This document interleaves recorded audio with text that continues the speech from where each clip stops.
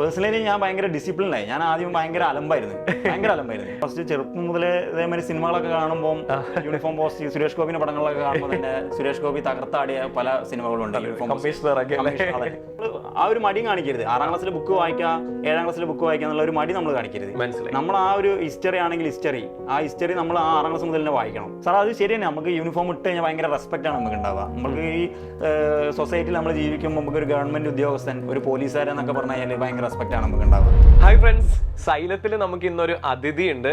ശരിക്കും അതിഥിയല്ല, നമ്മുടെ സ്റ്റുഡന്റ് തന്നെയാണ്. അശ്വജ് എന്നാണ് പേര്. അശ്വജ് ഈ കഴിഞ്ഞ 2025 CPO ലിസ്റ്റിൽ വന്നിട്ട് ഇപ്പൊ പോലീസ് ട്രെയിനിങ്ങിന് പോയിക്കൊണ്ടിരിക്കുകയാണ്. അപ്പൊ നമുക്ക് അശ്വജിന്റെ വിശേഷങ്ങളും കാര്യങ്ങളൊക്കെ കേൾക്കാം.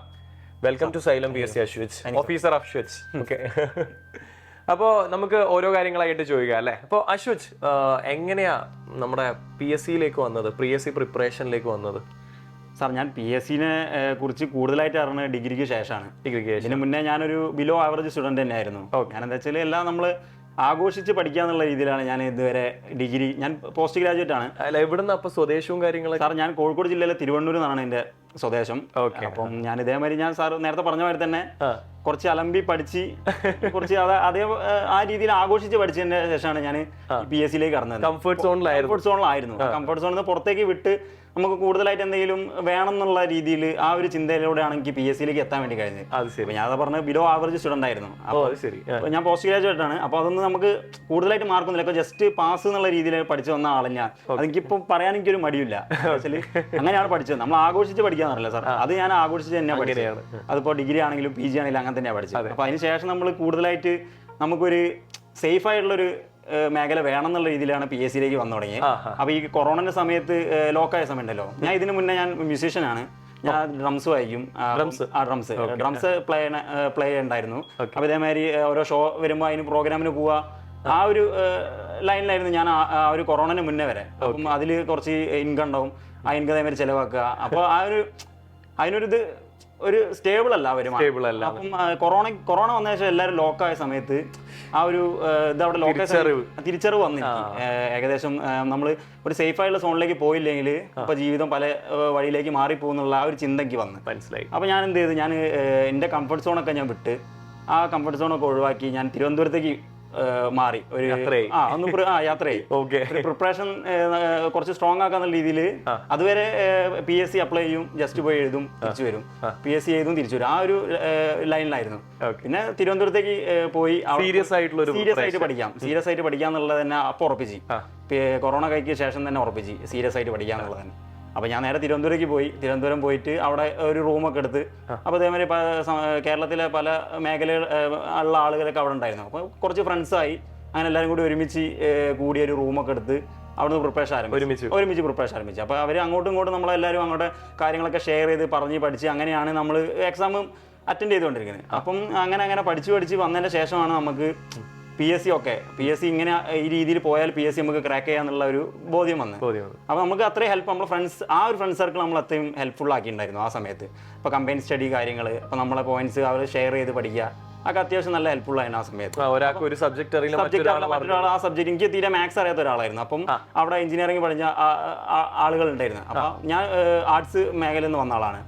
അപ്പം എനിക്ക് ഇതേമാതിരി മാത്സ് പോലുള്ള വിഷയങ്ങളിൽ ഭയങ്കര ബുദ്ധിമുട്ടായിരുന്നു. അപ്പം അങ്ങനെ ഷെയർ ചെയ്ത് പഠിക്കാന്നുള്ള ഇത് വന്ന്, അപ്പം മാത്സ് അറിയാത്തവർക്ക് മാത്സ് അറിയണം, അവർ അങ്ങോട്ടും ഇങ്ങോട്ടും പഠിച്ചു കൊടുക്കുക. അപ്പം ആ ഒരു ഫ്രണ്ട് സർക്കിൾ ഉണ്ടാവും നമുക്ക് നല്ലൊരു. ഈ പ്രിപ്പറേഷൻ സമയത്ത് ഭയങ്കര ഒരു ഇതാണ്. അപ്പം മോട്ടിവേറ്റ് ചെയ്ത് കൊടുക്കുക. എങ്ങനെ മാത്സ് ഇതല്ലെങ്കിൽ ആ മാത്സ് പഠിപ്പിച്ച് നമുക്ക് ആ രീതിയിലേക്ക് നമ്മളെ അതിലെത്തിക്കും. ആ മാർക്ക് കിട്ടാനുള്ള രീതിയിൽ നമ്മളെ പഠിപ്പിച്ച് ആ ഒരു ഫ്രണ്ട് സർക്കിൾ നല്ല എനിക്ക് യൂസ്ഫുൾ ആയിട്ടുണ്ടായിരുന്നു.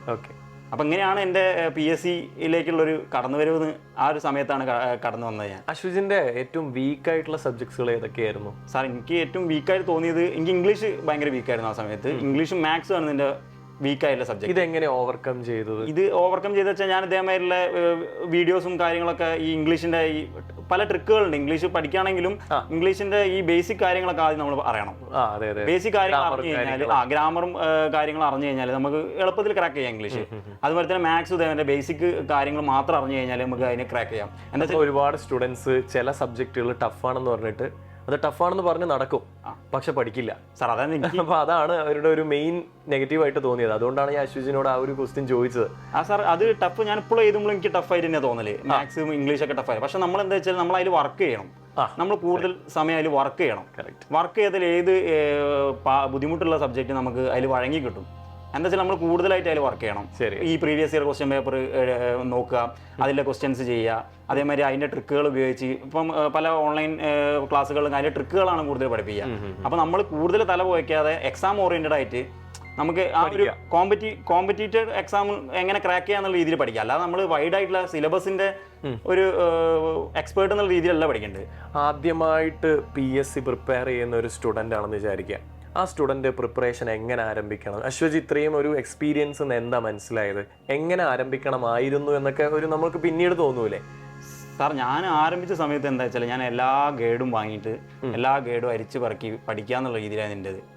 എല്ലാ ഗൈഡും വായിക്കുക, പഠിക്കുക. പക്ഷെ നമുക്ക് എന്താ വെച്ചാൽ നമ്മൾ കോർ സബ്ജക്റ്റുകളൊക്കെ പഠിച്ചു കഴിഞ്ഞാൽ നമുക്കൊരു ബേസ് ഉണ്ടാവുള്ളൂ.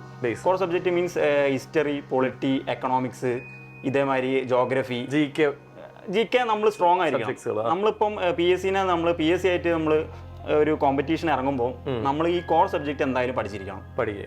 ഒരു ബേസ് എന്തായാലും അറിഞ്ഞിരിക്കണം. ഈ SCRT പോലുള്ള ഈ 6ാം ക്ലാസ് മുതൽ 11ാം ക്ലാസ് വരെയുള്ള SCRT ബുക്കുകൾ പഠിച്ചിട്ട് നമ്മൾ അതിനുള്ള ബേസ് ഉണ്ടാക്കിയെടുക്കണം. SCRT മുഴുവൻ വായിച്ചു. SCRT ഞാൻ വായിച്ചിട്ടുണ്ടായിരുന്നു ആ സമയത്ത്. നമ്മൾ ആ ഒരു മടി കാണിക്കരുത്. 6ാം ക്ലാസ്സിലെ ബുക്ക് വായിക്കുക, 7ാം ക്ലാസ്സിലെ ബുക്ക് വായിക്കുക എന്നുള്ള ഒരു മടി നമ്മൾ കാണിക്കരുത്. നമ്മൾ ആ ഒരു ഹിസ്റ്ററി ആണെങ്കിൽ ഹിസ്റ്ററി നമ്മൾ ആ 6ാം ക്ലാസ് മുതൽ തന്നെ വായിക്കണം. വായിച്ച് അതിന്റെ ബേസ് ഉണ്ടാക്കിയെടുക്കണം. ബേസ് മുതലാണ് കിടക്കുന്നത്. അതാണ് ഒന്നാമത്തെ കാര്യം. ഈ രണ്ടാമത്തെ കാര്യം എന്ന് പറഞ്ഞു കഴിഞ്ഞാൽ നമ്മൾ വീണ്ടും റിവിഷൻ ചെയ്യാതെ അത് തന്നെ നമ്മൾ പഠിച്ചതിനെ റിവിഷൻ ചെയ്യാം. റിവിഷൻ ചെയ്താൽ നമ്മളെ ഉറപ്പിച്ച് പഠിക്കുക. നമ്മൾ പുസ്തകങ്ങൾ ഇങ്ങനെ ചാടി കളിക്കരുത്. അത് റിവിഷൻ ചെയ്യും. സാർ അതന്നെ നമ്മൾ റിവൈസ് ചെയ്യണം. റിവൈസ് ചെയ്തിട്ട് നമ്മൾ ആ സബ്ജക്റ്റിനായി നമ്മൾ ഉറപ്പിക്കാം. ഈ ക്വസ്റ്റ്യൻ വന്നാൽ നമ്മൾ ആ ക്വസ്റ്റ്യൻ ആൻസർ ചെയ്യുന്നുള്ളത് നമ്മൾ ഉറപ്പിക്കണം. ഉറപ്പിച്ചതിന് ശേഷം മാത്രം നമ്മൾ എക്സാം ഹാളിൽ പോയിട്ട് ആ ഉത്തരം നമുക്ക് കറക്റ്റായിട്ട് ഫ്രണ്ടിൽ നമ്മൾ വരും. ശരിയാണ്. അപ്പോൾ അത് നമ്മൾ ആൻസർ ചെയ്യുക. മൂന്നാമത്തെ ഒരു പോയിന്റ് എന്ന് വെച്ചാൽ നമ്മൾ previous year question paper work out ചെയ്യാം. ഇപ്പം എത്രത്തോളം നമ്മളിപ്പോൾ CPO, ഇപ്പം ഞാൻ CPO ക്രാക്ക് ചെയ്താണ്. കുറെ ഒരു 10-50ഓളം ക്വസ്റ്റ്യൻ പേപ്പർ നമ്മൾ വർക്ക് ചെയ്യണം. ഇതിന് മുന്നേ കഴിഞ്ഞ പാറ്റേണുള്ള ക്വസ്റ്റ്യൻ ആണെങ്കിൽ പോലും 1 വേർഡ് ക്വസ്റ്റ്യൻസ് വരും. ആ 1 വേർഡ് ക്വസ്റ്റ്യൻസ് ഉള്ള ഇപ്പോഴത്തെ പാറ്റേൺ മാറിയാണെങ്കിലും മുന്നത്തെ ക്വസ്റ്റ്യൻ റിപ്പീറ്റഡ് ആയിട്ട് വന്ന ചരിത്രം ഇപ്പം നമുക്ക് ഇപ്പം വരുന്ന എക്സാമിനും അങ്ങനെ തന്നെയാണ് വരുന്നത്. റിപ്പീറ്റഡ് ക്വസ്റ്റ്യൻ വരുന്നത്. അപ്പം മാക്സിമം ഒരു ഞാനൊരു 50ഓളം പേപ്പർ വർക്കൗട്ട് ചെയ്യണമെന്ന് ഞാൻ പറയാം. 50ഓളം പേപ്പർ വർക്ക് ക്വസ്റ്റ്യൻ എന്ന് പറയുമ്പോൾ 5000 ക്വസ്റ്റ്യൻ ആണെങ്കിൽ തന്നെ നമുക്ക് ഇപ്പൊ നിലവിൽ ഇപ്പം CPO മാത്രമല്ല, നിലവിൽ യൂണിഫോം പോസ്റ്റുകൾ പല തരത്തിലുണ്ട്. ഫയർഫോഴ്സ് ആവാം, എക്സൈസ് ആവാം, ഫയർഫോഴ്സ് ആവാം. എല്ലാത്തിനും നമുക്ക് GK ഒരേ പാറ്റേൺ ആയിരിക്കും, ഒരേ സബ്ജക്ട് ആയിരിക്കും. പിന്നെ നമ്മൾ അതിനുള്ള ബാക്കി 20 മാർക്കിന്റെ നമ്മൾ മറ്റേ സ്പെഷ്യൽ ടോപ്പിക് മാത്രം നമ്മൾ അതിൽ ആഡ് ചെയ്താൽ മതി. അപ്പം അതാണ് ഇതിൽ ക്രാക്ക് ചെയ്യാനുള്ള കൂടുതലൊരു വഴി എന്നുള്ളത്. ക്വസ്റ്റ്യൻ പേപ്പർ നമ്മൾ ഫോക്കസ് ചെയ്യണം. പ്രീവിയസ് ഇയർ ക്വസ്റ്റ്യൻ പേപ്പർ അത് കൂടുതൽ വർക്ക് ചെയ്താൽ നമുക്ക് കൂടുതലായിട്ടും ഇതിലേക്ക് നമുക്ക് ഇത് ചാൻസസ് കൂടുതലാണ് ക്രാക്ക് ചെയ്യാന്നുള്ളത്. റിപ്പീറ്റഡ് ക്വസ്റ്റ്യൻസ് വന്നുകൊണ്ട് അപ്പൊ നമുക്ക് അതുപോലെ തന്നെ റിപ്പീറ്റഡ് ക്വസ്റ്റ്യൻ വന്നിട്ട് നമുക്ക് അതുപോലെ ചെയ്യാം. യൂണിഫോം പോസ്റ്റ് ഇഷ്ടമാണോ? എങ്ങനെയാണ് യൂണിഫോം പോസ്റ്റിലേക്ക് വന്നത്? സാർ യൂണിഫോം പോസ്റ്റ് ചെറുപ്പം മുതലേ ഇതേമാതിരി സിനിമകളൊക്കെ കാണുമ്പോൾ യൂണിഫോം പോസ്റ്റ് സുരേഷ് ഗോപിന്റെ പടങ്ങളൊക്കെ കാണുമ്പോൾ തന്നെ സുരേഷ് ഗോപി തകർത്താടിയ പല സിനിമകളുണ്ട്. അതൊക്കെ വലിയ രീതിയിലേക്ക് പോയത് അതുകൊണ്ടാണ് തിരുവനന്തപുരം പോയത്. അങ്ങനെ ആ ഒരു ഇതിലാണ് തിരുവനന്തപുരത്ത് എത്തിപ്പെട്ടത്. കമ്മീഷണർ കണ്ട് വിക്രമാദിത്യം നമ്മളെ PSC ഇതേപോലെ ഗവൺമെന്റ് ജോബിന് ഓറിയന്റഡ് പടങ്ങൾ, വിക്രമാദിത്യനുള്ള പടങ്ങളാണ്. കൂടുതൽ അതിലേക്ക് നമ്മൾ അട്രാക്ട് ചെയ്യും. അവിടെ ഇതേമാതിരി ആവണം, ഈ യൂണിഫോം ഇടണം, അങ്ങനെ ആൾക്കാർ മുന്നിൽ കൂടെ പോകണം. സാർ അത് ശരിയാണ്. നമുക്ക് യൂണിഫോം ഇട്ട് കഴിഞ്ഞാൽ ഭയങ്കര റെസ്പെക്റ്റ് ആണ് നമുക്ക് ഉണ്ടാവുക. നമുക്ക് ഈ സൊസൈറ്റിയിൽ നമ്മൾ ജീവിക്കുമ്പോൾ നമുക്ക് ഒരു ഗവൺമെന്റ് ഉദ്യോഗസ്ഥൻ, ഒരു പോലീസുകാരെന്നൊക്കെ പറഞ്ഞു കഴിഞ്ഞാൽ ഭയങ്കര റെസ്പെക്റ്റ് ആണ് നമുക്ക് ഉണ്ടാവുക. അപ്പോൾ ബാക്കിയുള്ള നമ്മൾ പണ്ടത്തെ ആ ജീവിതത്തിൽ നിന്നും ഒരു പോലീസ് ലൈഫിലേക്ക് മാറുമ്പോൾ തന്നെ നമുക്ക് അത് മനസ്സിലാവും. പേഴ്സണലി എന്തൊക്കെ മാറ്റങ്ങൾ വന്നു? പേഴ്സണലി ഞാൻ ഭയങ്കര ഡിസിപ്ലിനായി. ഞാൻ ആദ്യം ഭയങ്കര അലമ്പായിരുന്നു. എന്താ വെച്ചാൽ ഇപ്പോൾ ഉറങ്ങണ കാര്യത്തിൽ നേരത്തെ എണീക്കലുണ്ടെങ്കിലും പക്ഷെ ബാക്കിയുള്ള എല്ലാ കാര്യത്തിലും അലമ്പ് നല്ല ഉഴപ്പിട്ട് തന്നെയാണ് നടന്നിനെ. പക്ഷെ നമ്മൾ ഈ ഒരു ട്രെയിനിങ് ജീവിതത്തിലേക്ക് എത്തുമ്പോൾ നമ്മളൊരു ഡിസിപ്ലിൻ സൈഡിലേക്ക് മാറും. എന്താ വെച്ചാൽ 4:30 എണീക്കുക, രാവിലെ 4 മണിക്ക്. അത് ഏത് മഴയാണ് ചോദിക്കാൻ വരുന്നു. ട്രെയിനിങ് എങ്ങനെ ഉണ്ടായിരുന്നു? ട്രെയിനിങ് നോർമലായിട്ട് തന്നെ ഭയങ്കര നമ്മളെ പോലീസിന്റെ കാണുന്ന തന്നെ ട്രെയിനിങ് തന്നെയാണ്. ഭയങ്കര കുറച്ച് കട്ടി കൂടിയ ട്രെയിനിങ് ആണ് ഉണ്ടാവുക. നമ്മുടെ ഫിസിക്കൽ ടെസ്റ്റ് എങ്ങനെയുണ്ടായിരുന്നു? അത് ട്രെയിനിങ് ഒരുമിച്ച് അതേപോലുള്ള ട്രെയിനിങ് തന്നെയാണോ ഫിസിക്കൽ ടെസ്റ്റിന് വേണ്ടിയിട്ട്? സാർ ഫിസിക്കൽ ടെസ്റ്റിന് ട്രെയിനിങ് ഫിസിക്കലി നമ്മൾ ആക്റ്റീവ് ആണോ എന്നുള്ള നോക്കാൻ വേണ്ടി ഫിസിക്കൽ ടെസ്റ്റ് നടത്തല് എല്ലാ കോഴ്സിലും അങ്ങനെ തന്നെ നടത്തില്ല. അപ്പൊ നമ്മൾ ആ ഒരു 8 ഐറ്റത്തിൽ നമ്മൾ 5 ഐറ്റം പാസ്സായിരിക്കണം. അതാണ്. അപ്പൊ അത് നമ്മൾ കണ്ടിന്യൂസ് ആയിട്ട് പ്രാക്ടീസ് ചെയ്തുകൊണ്ടിരിക്കുക. നമ്മൾ എക്സാം കഴിഞ്ഞപ്പോൾ തന്നെ നമ്മൾ കഴിയുന്ന മുന്നേ തന്നെ നമ്മൾ ആ ഒരു സ്റ്റാർട്ട് ചെയ്യണം. ഇപ്പൊ ഓട്ടാണെങ്കിലും ഇപ്പൊ ഹൈ ജമ്പ് ലോങ് ജമ്പ് ആണെങ്കിലും അത് നമ്മൾ പക്കയായിരിക്കണം. എന്താ വെച്ചാൽ അത് അവർ പറയണ ആ മെഷർമെന്റിൽ നമ്മൾ ചെയ്തിരിക്കണം. അപ്പൊ അതിന് പ്രാക്ടീസ് നിർബന്ധമാണ്. അപ്പൊ ഏത് ബുദ്ധിമുട്ടാണെങ്കിലും നമ്മൾ പ്രാക്ടീസ് ചെയ്ത് അത് ക്രാക്ക് ചെയ്യണം. അത്രേ ഉള്ളൂ. ഇപ്പൊ ബാക്കി ട്രെയിനിങ് വിശേഷങ്ങളൊക്കെ എങ്ങനെയുണ്ട്? ബാക്കി ട്രെയിനിങ് വിശേഷം ഞാൻ നേരത്തെ പറഞ്ഞു, ഡിസിപ്ലിന്റെ കാര്യം തന്നെ. ഡിസിപ്ലിൻ നമ്മൾ 4:30 ആകുമ്പോൾ നമ്മൾ എണീക്കും. 4:30 ആകുമ്പോൾ എണീറ്റിട്ട് ഇതേമാതിരി ബാക്കിയുള്ള നമ്മളെ രാവിലത്തെ പ്രഭാത കൃത്യങ്ങളൊക്കെ ചെയ്തിട്ട് നമ്മൾ 5:30 ആകുമ്പോൾ ഫോളിനാവും. അപ്പൊ ഫോളിനായി പിന്നെ 6:15 ഗ്രൗണ്ട് തുടങ്ങാം. ഗ്രൗണ്ട് തുടങ്ങി ആദ്യത്തെ 1 മണിക്കൂർ PT ആയിരിക്കും. PT തന്നെ നമ്മൾ ആദ്യം തന്നെ പുക പോകും. എന്താ വെച്ചാൽ ഓട്ടം തന്നെ 5 കിലോമീറ്ററും 6 കിലോമീറ്ററൊക്കെ കണ്ടിന്യൂസ് ആയിട്ട് ഓട്ടം തന്നെ. ആ ഓട്ടം കഴിഞ്ഞിട്ട് പിന്നെ ബാക്കിയുള്ള സ്ട്രെച്ചിങ് പരിപാടിയൊക്കെ അങ്ങനെ 1 മണിക്കൂർ അങ്ങനെ കഴിഞ്ഞ് കഴിഞ്ഞാൽ പിന്നെ 2 പീരീഡ് മറ്റേ പരേഡാണ്. അത് ആകുമ്പോൾ പിന്നെ ആ ഒരു ഡിസിപ്ലിന്റെ ഭാഗമായിട്ടുള്ള പരേഡ് മറ്റേ കാര്യങ്ങളൊക്കെ വേണമല്ലോ. അപ്പോൾ പരേഡ് പഠിപ്പിക്കും. അത് കഴിഞ്ഞതിന്റെ ശേഷമാണ് ബാക്കിയുള്ള നമ്മളെ ഈ BNSS ക്ലാസ്സുകളൊക്കെ സ്റ്റാർട്ട് ചെയ്യണം. അപ്പൊ ഇതൊക്കെ പഠിക്കുമ്പോൾ നമുക്ക് കൂടുതലായിട്ടുള്ള നമുക്ക് ഇപ്പം എൻ്റെ ഒരു ഇതിൽ ചിന്തിക്കുകയാണെങ്കിൽ ഇപ്പൊ ഞാനിപ്പോ ഇത് പഠിച്ച് കൂടുതൽ അറിവുകൾ നേടിയതിനു ശേഷം എനിക്ക് കൂടുതൽ സംസാരിക്കാൻ വേണ്ടിയുള്ള ഒരു കഴിവ് കൂടി കിട്ടി ഈ പ്രിപ്പറേഷൻ സമയത്ത്. നമുക്ക് ഈ കുറെ അറിവുകൾ ഉണ്ടാകുമ്പോൾ ലോകവിവരം നമുക്ക് കൂടുതലായിട്ട് നമുക്ക് കിട്ടും. അപ്പൊ നമ്മൾ ഒരാളായിട്ട് സംസാരിക്കുമ്പോൾ മടിച്ചു നിൽക്കേണ്ട ആവശ്യമില്ല.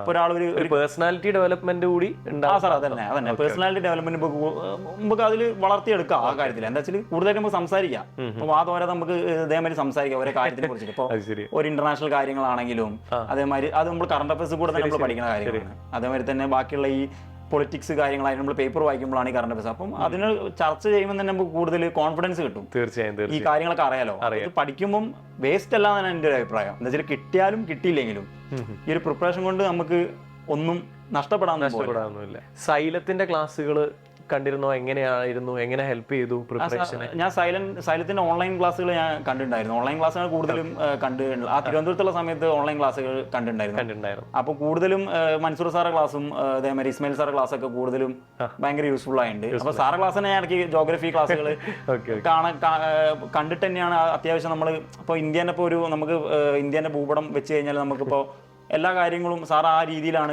പറഞ്ഞു പോകുന്നത്. ഇപ്പൊ ഒരു നദികളെ കുറിച്ചിട്ടാണെങ്കിലും പർവ്വതങ്ങളെ കുറിച്ചിട്ടാണെങ്കിലും അപ്പൊ അങ്ങനെ എല്ലാ കാര്യങ്ങളും മനസ്സിലാക്കിയിട്ട് തന്നെയാണ് പോകുന്നത്. അപ്പം അത് യൂസ്ഫുൾ ആയിട്ട് ഭയങ്കരമായിട്ട് യൂസ്ഫുൾ ആയിട്ട്. പിന്നെ മൻസൂർ സാറ് കുറെ ടെക്നിക് ഓറിയന്റഡ് ആയിട്ടുള്ള കാര്യങ്ങൾ വരലുണ്ട്.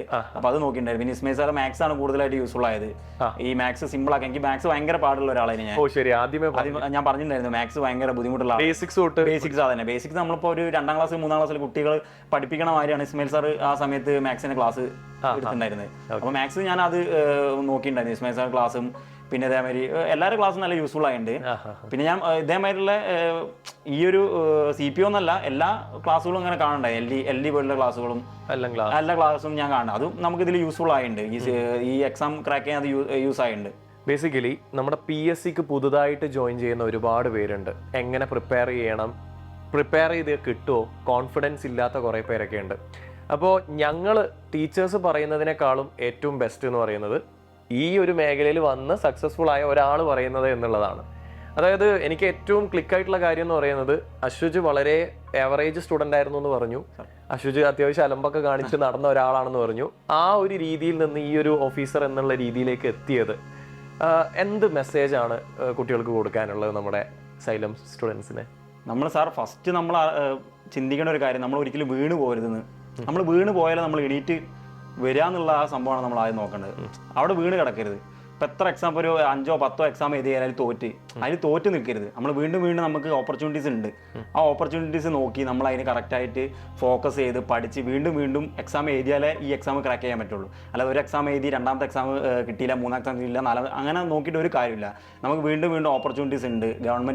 ഗവൺമെൻറ് നോട്ടിഫിക്കേഷൻ ഇറക്കുന്നതോറും ഇപ്പോൾ ഈ യൂണിഫോം പോസ്റ്റ് ആണെങ്കിൽ കൂടുതലും ഒഴിവുകളുണ്ട്. അപ്പം വീണ്ടും എക്സാം നിരന്തരം എക്സാം എഴുതുക, പ്രിപ്പയർ ചെയ്യുക, പഠിക്കുക. ഇത്ര തന്നെ എനിക്ക് പറയാനുള്ളൂ. ഓക്കെ, അപ്പോൾ ഓൾ ദി ബെസ്റ്റ്. നല്ലൊരു ഓഫീസർ ആവട്ടെ. Okay, thank you so much.